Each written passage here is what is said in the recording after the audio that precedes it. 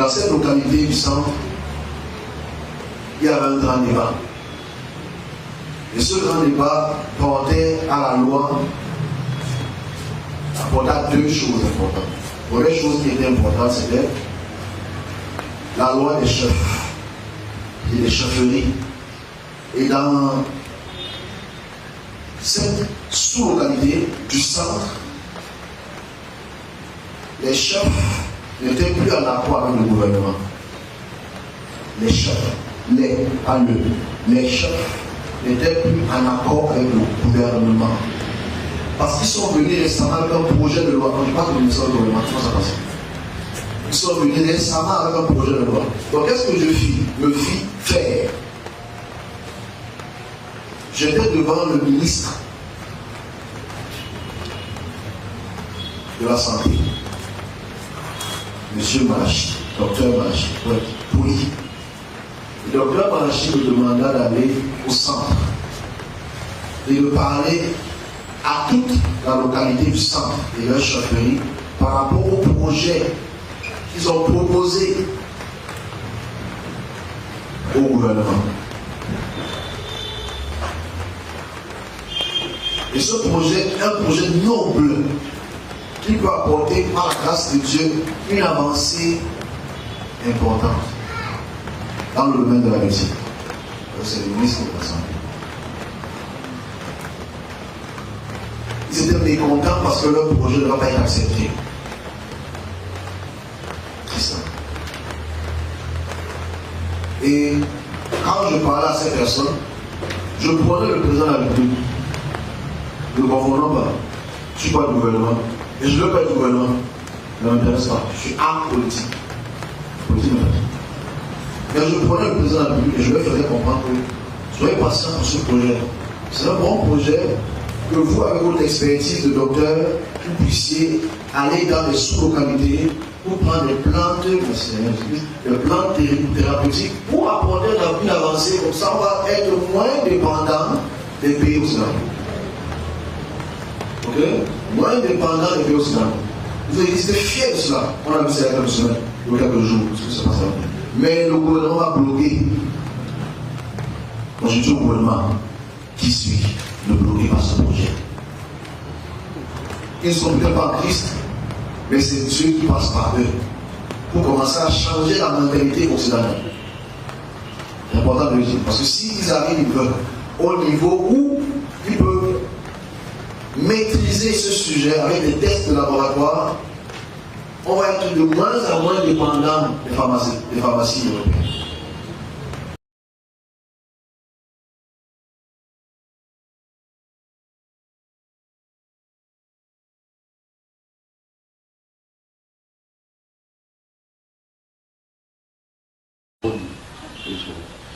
On a au Cameroun, pour notre beau pays, Cameroun. Je prends par le plus simple. En 2020, en mai 2020, j'ai expliqué quelque chose ici et j'ai communiqué cela au ministère de la Santé publique qui naturellement n'a pas pris ce message en considération. J'ai dit, ce message était déjà en deux. Ça parlait des fonds Covid qui vont avoir des problèmes, ils vont s'en occuper. Ça parlait aussi de légaliser les herboristes du Cameroun. Parce que j'ai vu quelque chose qu'on m'a montré et que je voudrais exprimer ça à tous ceux qui sont dans cette branche de médecine, les herboristes. Il y a une substance qui va être concoctée, qui existe déjà, elle existe déjà, elle n'est pas nouvelle, mais elle va être concoctée, elle va être mesurée avec exactitude pour apporter une solution aux maladies tropiques, surtout le paludisme et d'autres formes. Et je prie que le Cameroun et son gouvernement puissent prendre ce message en considération, dans la mesure où, si cette substance jaunâtre est homologuée par le pouvoir en place à travers le ministre de la Santé, actuel, que je ne prononce pas son nom de peur que je fasse des erreurs, je prie qu'on puisse prendre cette substance et faire passer des tests. Si on fait passer des tests qui seront forcément concluants, il faut, malgré la puissance des entreprises pharmaceutiques, impliciter cette substance, légaliser cette substance, qu'elle soit commercialisée dans le monde entier. Et c'est un gain pour le Cameroun. Donc, je dis, dans quelques temps, on va en parler au journal de cette chose qu'ils ont découverte. Je prie donc que le pouvoir en place ne puisse pas rejeter ça, parce que la plupart des gens qui travaillent au gouvernement, c'est eux qui importent les médicaments. C'est pas ça ce qu'on voit. Ça veut dire qu'ils seront à même de pouvoir dire que ce médicament ne veut pas de cela parce qu'on prépare tel médicament qui coûte tel, alors que ce médicament-là ne coûte presque rien. Et ça peut sauver plein d'enfants dans les régions où il y a des moustiques, où il y a l'insalubrité. Donc je passe le message chez mon gouvernement en place, comme je le fais d'habitude. Et comme les autres le font aussi, je suppose. J'espère.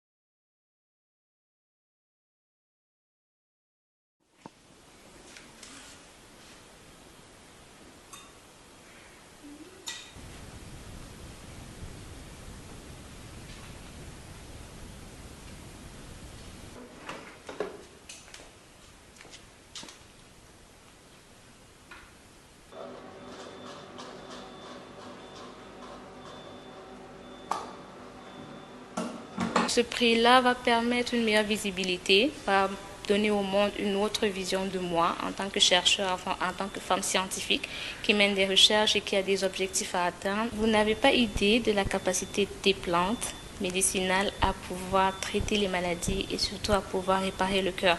Parce que ces plantes-là sont dotées des molécules qu'on appelle des principes actifs. Ils sont capables d'agir au niveau de notre organisme et d'aider notre organisme à lutter contre les maladies. Ce que moi je veux vraiment faire, c'est pouvoir donc formuler des différents types de médicaments pour pouvoir maintenant pallier à ces différents problèmes comme les troubles de mémoire qui sont vraiment liés à la maladie d'Alzheimer, et pouvoir maintenant bien évidemment le vulgariser pour donner à la population qui forcément ne peuvent pas avoir accès à ces traitements de la maladie d'Alzheimer parce qu'ils sont vraiment coûteux.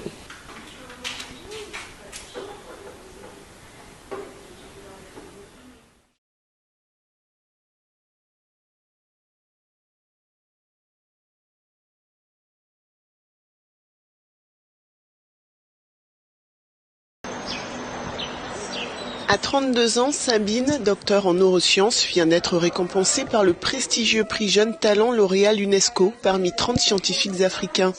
Une reconnaissance pour ses travaux sur le potentiel des plantes médicinales traditionnelles au Cameroun pour traiter les maladies cardiovasculaires et Alzheimer. Ce que moi je veux vraiment faire, c'est pouvoir donc formuler des différents types de médicaments pour pouvoir maintenant pallier à ces différents problèmes comme les troubles de mémoire qui sont vraiment liés à la maladie d'Alzheimer, et pouvoir maintenant bien évidemment le vulgariser pour donner à la population qui forcément ne peuvent pas avoir accès à ces traitements de la maladie d'Alzheimer parce qu'ils sont vraiment coûteux. Dans ce laboratoire de Yaoundé, Sabine côtoie Adidjatou, elle aussi récompensée pour les mêmes travaux. Cette doctorante en physiologie cellulaire de 33 ans travaille notamment avec les écorces de petits colas. Alors, mes recherches portent sur les maladies cardiovasculaires. En quelque sorte, j'essaie d'explorer l'activité des substances naturelles qui proviennent des plantes sur le traitement de ces maladies-là. Donc, moi, je travaille particulièrement sur l'athérosclérose, qui est une cause majeure des crises cardiaques. Donc, en gros, j'essaie d'éliminer l'accumulation de lipides au niveau des artères pour rendre le cœur plus sain. La médecine traditionnelle ancestrale est reconnue comme un secteur de santé à part entière. Elle est également considérée comme une alternative plus abordable face notamment à des traitements classiques très coûteux pour ralentir Alzheimer. Donc, vous n'avez pas idée de la capacité des plantes médicinales à pouvoir traiter les maladies et surtout à pouvoir réparer le cœur. Parce que ces plantes-là sont dotées des molécules qu'on appelle des principes actifs. Ils sont capables d'agir au niveau de notre organisme et d'aider notre organisme à lutter contre les maladies. Donc moi, dans mon cas, dans le cas des maladies sur lesquelles je travaille, les plantes ont donc ces molécules qui vont permettre d'éliminer les lipides et le cholestérol qui vont s'accumuler au niveau du vaisseau. Avec les bourses de 10 000 et 15 000 euros qui accompagnent le prix, Adjidjatou achèvera sa thèse et Sabine poursuivra ses recherches à l'université d'Ibadan au Nigeria.